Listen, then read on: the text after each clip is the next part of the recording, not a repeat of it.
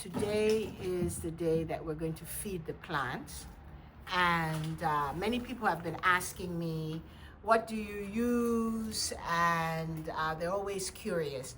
But what I always say, it's not necessarily what you use, but the amounts that you use, because every different region is going to have different fertilizers, insecticides, etc. So my advice is visit your local pesticide store and find out what they have. Now, if you have orchids like I do, orchids do not need a lot.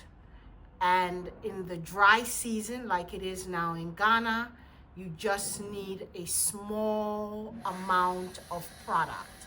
You don't need a lot. And so, therefore, you have to be very mindful about what you use. So the three key things that typically you need is a fertilizer, and no, it doesn't have to be Miracle Grow. That just happens to be what I have right now. You need an insecticide, either a broad spectrum or a contact. And if it's the rainy season, then you would also need a fungicide. Now, I mix them together when I do spray, but some people do them separately on different days. Others also put insecticide with the fertilizer, and then they spray, and then another day they do the fungicide. I have found that it really doesn't matter. What the plant cares about is that they get fed regularly, and for us it's on a weekly basis. And here's the important part: it has to be a weak solution, W-E-A-K. So if you remember that, weekly, then you'll understand how to do it. So because, as many of you know, I have a lot of orchids, the vessel that these items are sprayed in, we actually use old paint buckets. So they're the big, I don't know how many liters, but they're big buckets. And then we mix very small amounts, very diluted, because with orchids, the higher the concentration or the more insecticide you use, it means that you're actually damaging the plant. So in this case, less is definitely more. So what we're going to do today in today's tutorial, you're going to see the whole process as to how we mix, how it's then sieved, and then put in the sprayers, and then eventually spray. The other thing that I would mention is, if you have access to rainwater, use that instead of pipe water. So if you have a way of harvesting rainwater in barrels, that's the best thing to do. The other thing I want to mention is that if you don't want to use chemicals, that's also another option. Rice water, fermented rice water that's at least 3 days old, can also be used. So when you wash your rice, don't throw away that rice water. Also, soaking eggshells in water for 3 or 4 days and using that water to fertilize your plants, it also works. The thing I will say about the fermented rice water is that it does stink up your garden in a big way, but trust me, it works. And if you just have a few orchids, it doesn't really matter how, if you use that. So that's my little tidbits. Oh, some people want to know how to spray. What do we use to spray? For my garden, using sprayers like this is the best alternative. But there are many people who just use a bottle sprayer or a much, much smaller sprayer. A lot depends on what your particular situation is. So just to recap, It's very important to spray on a weekly basis and make sure that the solution is weak. So think weekly and week, W-E-A-K and then W-E-E-K. Oh, and I strongly recommend that you mix it yourself. Many people sometimes leave it to maybe the gardener or somebody else, but the reason that you mix it yourself is so that you are 100% sure that you're not overfeeding, because overfeeding, especially if you just have a few orchids, overfeeding will definitely hasten the death of your plant, the burning of it. I can't stress that enough. In fact, if you're not willing to mix it yourself, then I would say don't even bother to feed them. Just let them be naturally like they would be in the wild, because too much of a good thing is really bad for orchids. Maybe not for other plants that are in soil, but definitely for orchids. Okay, that's it for now. Okay, so now you're gonna actually see how I mix it. Now today I just happen to be using a Miracle Grow product, but honestly it doesn't matter as long as it's a fertilizer that has either even amount of product fertilizers like 20 or some others. The key is to make sure that the solution is weak. Now we are in the dry season in Ghana, so there's a lot of dust and harmattan in the air. If you use too much product, you will hurt the very things you're trying to nurture. So for this, for each one of these buckets here, I'm going to put less than 10 mils in each bucket. And so that it's just getting enough. It's in the rainy season that you can give it up to 30 mils for a bucket this size. Remember, I'm using a very large paint bucket, but that's because I have a lot more to spray that, or to feed rather, than that of people with smaller gardens or smaller orchid collections. So I'm using a very small amount. This happens to be granular, but they also have liquid fertilizers as well, which is also very good. So the putting in a little bit of fertilizer is very, very good. Now, the other thing that I'll be using today is an insecticide. And again, as I said, these things, it really doesn't matter. This one I'm using is a broad spectrum insecticide with stomach action. And the reason we're even feeding the plants is because in the tropics, when it's hot or even when it's dry or hot and dry, the plants are attacked by insects, mostly in the evenings and in the early mornings. So we use insecticide to prevent them from damaging the plants. Now, this unfortunately does not apply to snails. Snails is a different story, and they like to chew our plants. Maybe at another time I'll share what we use effectively in the garden to keep the snails at bay. But for right now, I'm using a broad spectrum insecticide that is going to be used on the plants. And we'll also share what we do when we go to spray and what we actually spray.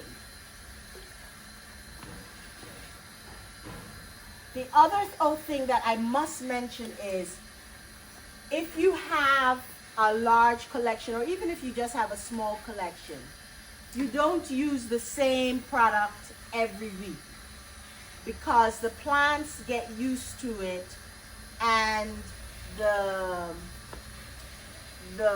effectiveness is reduced. So that's why I have so many bottles up here. But it's not because I'm using them all today, because that would be an overkill, not just for my plants, but also for the environment. So it is important that every week that you actually use something different. So next week, for instance, I will use, this is a liquid fertilizer. I used it last week, so I'm not using it this week, and so forth. And same with this, I used it last week, I'm not using it this week. So that way the plants don't get that used to it. So now I have mixed everything in the barrels, in the buckets. I've only used this week insecticide, a broad spectrum insecticide, and a fertilizer. That's all I've used. Other times, especially if it's been very rainy, I will add the fungicide to prevent fungus from growing on my precious orchids. Oh, and once the orchids are finished being sprayed, we use what's left over on the plants that are in the soils. It won't hurt them, and it also gives them that natural boost. So I hope this has helped you answer the questions you have on what do I use to feed my plants. Okay. Okay, so now that the mixture has been mixed, Mr. Johnson and Evans are going to stir it in the buckets. And this is because it's important that the granular fertilizer that I used is actually dissolved, so it doesn't get stuck at the bottom of the the bottom of the bucket, or in the sprayer, the bottom of the sprayer, and essentially we won't be achieving the purpose we want. So this is why it's very important to mix it and dissolve it. Okay, and then we use a filter inside the sprayer. That's the cloth. It's like a cheesecloth, and we place it inside so that if there are any particles that have not dissolved yet, it's not actually damaging the sprayer or just lodging itself away from the plants, which is what we want to do.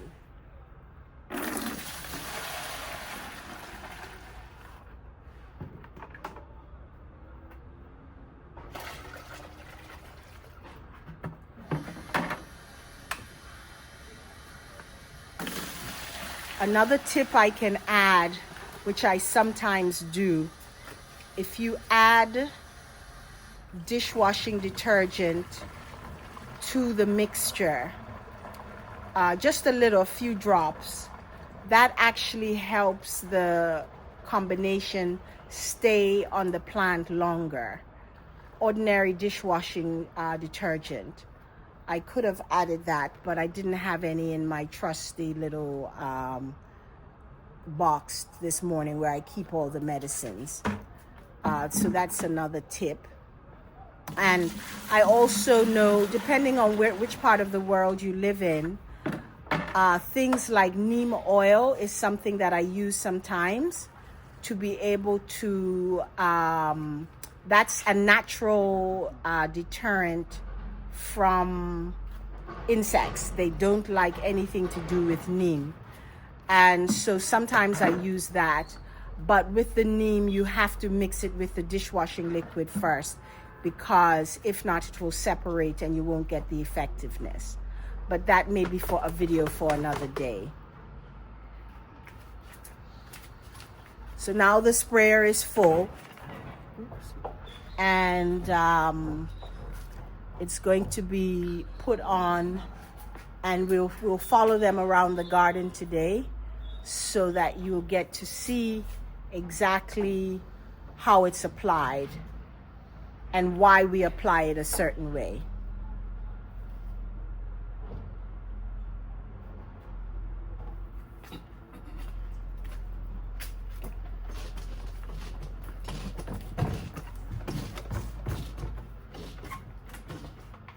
And if you're wondering the size of the knapsacks, they're 16 liters. And that's why we use such big buckets. But again, you'll see in this video, they have a lot of spraying to do. So if you have 5 or 6 or 10 orchids, you don't need to do this. But what you do need to do is to make sure that you use a very small amount of fertilizer and a very small amount of insecticide when you use it, so that you don't end up inadvertently damaging your plant. Okay, the other tip that I've learned over the years is that it's best to spray the orchids in the morning, early in the morning. So Mr. Johnson, you have to actually hang around. Yeah, you can't just go up and down. Come back to this here. When you know that the plant has enough is when this goes dark green. Like you see here, you see the difference between here and there. Yeah, so it tells you that some have been fed very well, but others haven't gotten the full Monty. So let's do that again. Yeah, it's not a quick process. Yes, and you start high, and then you come down. Yes, but you can linger. Yeah, or yes. Now, what this does now, if you notice, he's spraying the roots and the leaves. So you should actually linger on that particular log for a little longer than yes. So and yes. So, and this way the plants will get a good defense mechanism to fight the insects and things that are in the tropics. Again, this video is specifically for the tropics. I'm in Ghana, West Africa. We're in the middle of Hamatan at the moment, and the orchids are on logs. But even if they were when I used to have them in pots, in fact, a few are still in pots, as you see here. When we used to do that, we still had to do this process. The difference would be they would also have to put their sprayer inside the holes in the pots, so that insects that would be hiding in there would run out. And it would be very common to see anything from a lizard to a frog or even a small snake come out of the pots.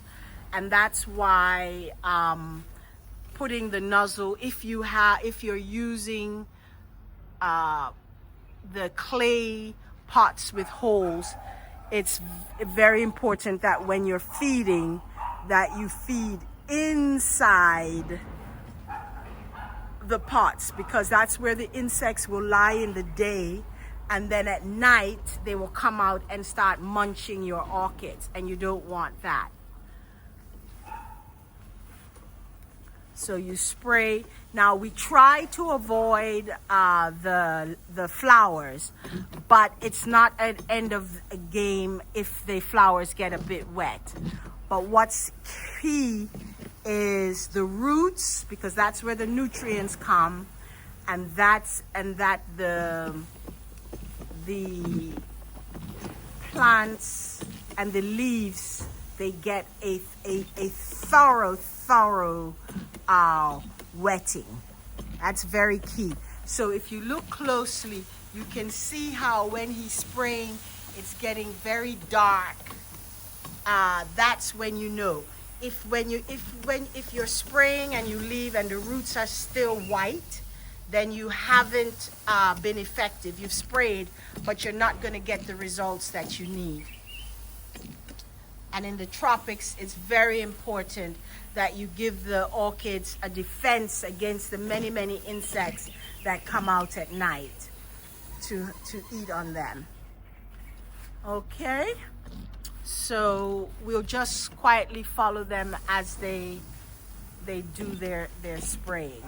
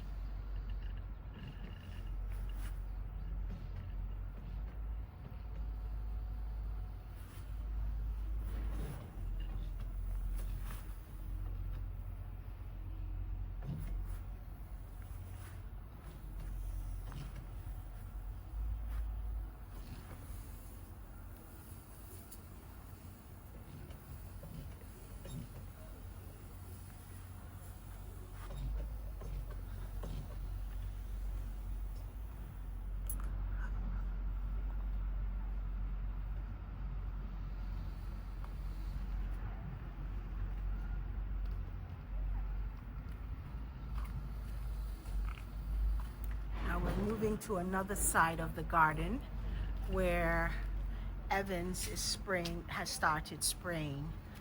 And today is a very still day, so there's very little breeze. So what that means is most of the product will go where it's supposed to go.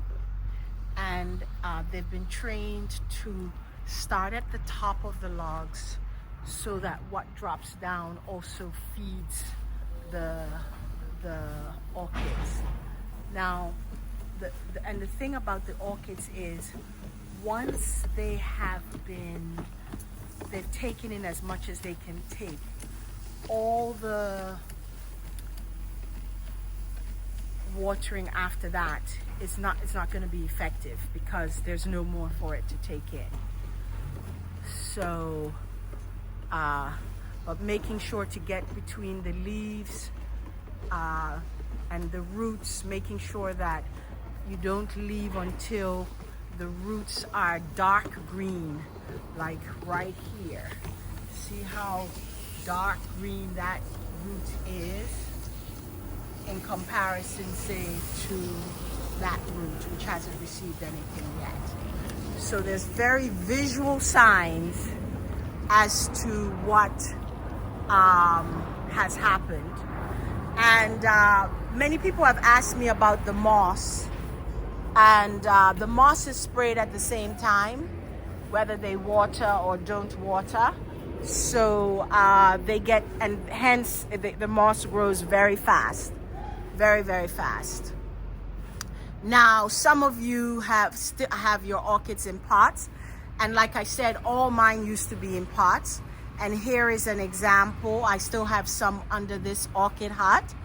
But what I have found just through observation and exercise is that the plants inside the orchid pots, they do okay, but they don't thrive and flower as much as the ones on the logs.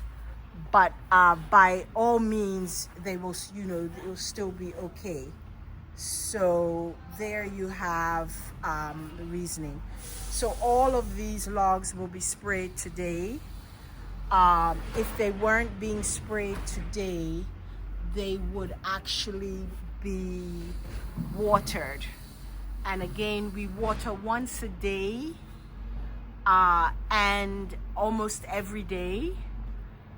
And that is the where the moss helps out on the smaller ones to keep the moisture in, especially when it's hot and dry like it is right now in Ghana. The weather is very hot and very dry. Okay, so all of these plants will be fed today.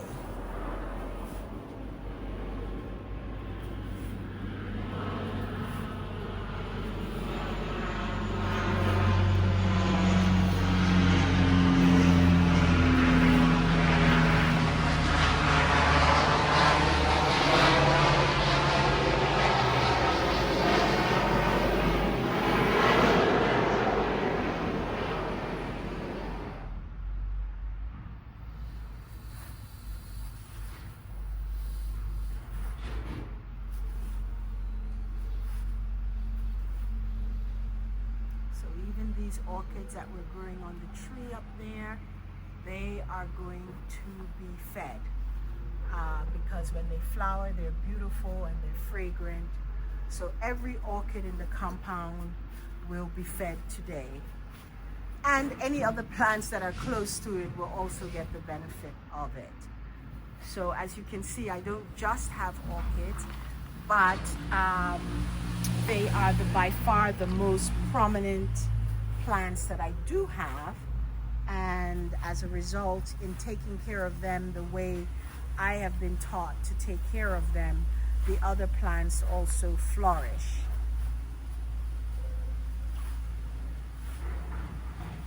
These are all orchids. This one, as you can see, is very, very happy.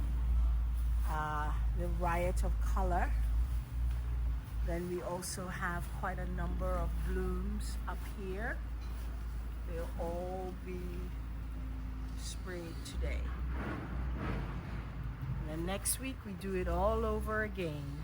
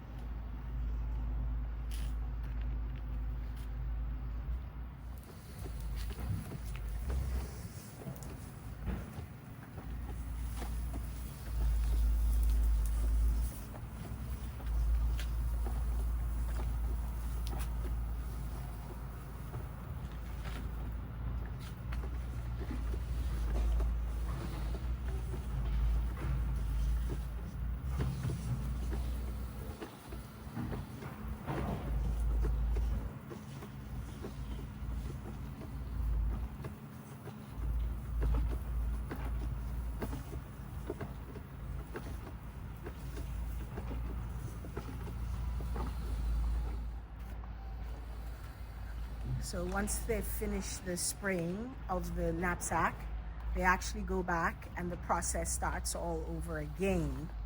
Now,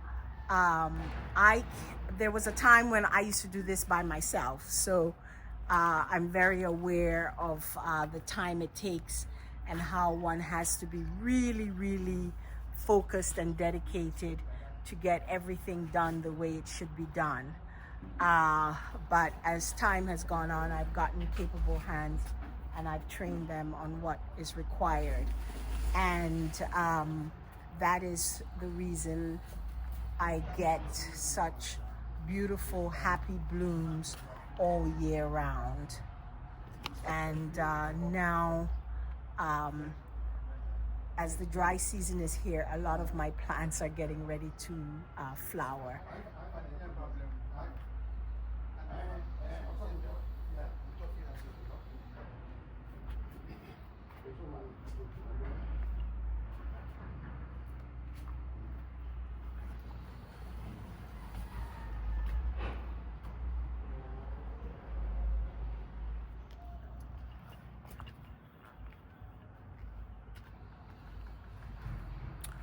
Okay, so I hope you've enjoyed this video today which was designed to give you a realistic understanding of how the feeding process works.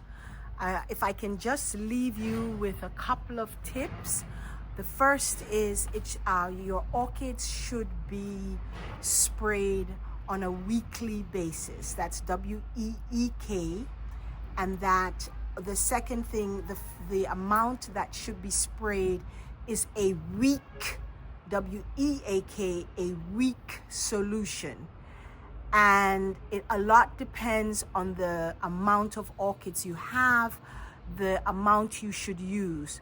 But my rule of thumb is use less than you think you should use, very little, and just do it regularly on a weekly basis. Okay, so this is your visual orator, Karen Hendrickson, bringing to you yet another tutorial through Africa's finest gardens and homes tutorial, coming to you from Ghana.